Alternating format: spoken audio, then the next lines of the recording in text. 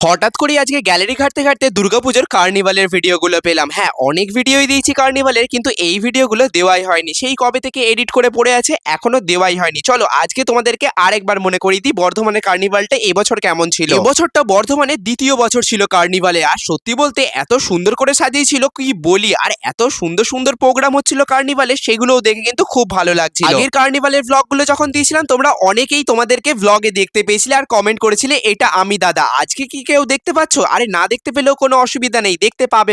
বছরের কার্নিভালে তো সেরকম ভালোভাবে ভিডিওই করিনি, কিন্তু পরের বছর থেকে কথা দিচ্ছি খুব ভালো করে কার্নিভালের ভিডিও করব। আর এত সুন্দর সুন্দর ঠাকুরগুলো হয়েছিল এবছরে কি বলি, মন যেন দেখে ভরে যাচ্ছে। হ্যাঁ, এখনো কিন্তু মন ভরে যাচ্ছে। কার্নিভাল দেখতে দেখতে কিন্তু মাঠেরও অনেকজনের সাথে দেখা হয়ে গেছিল। কমল, রাজ, সায়ন সবাই কিন্তু কার্নিভাল দেখতে এসেছিল। ও বাবা, এদিকে দেখো ধুনুচি নাচ কিন্তু বেশ ভালোই হচ্ছে, কিন্তু মনে হচ্ছে সবাই হাঁপিয়ে গেছে। মা দুর্গা অসুরকে সাথে নিয়ে কিন্তু কার্নিভালে বেরিয়ে পড়েছে, দেখতে কিন্তু বেশ ভালোই লাগছে।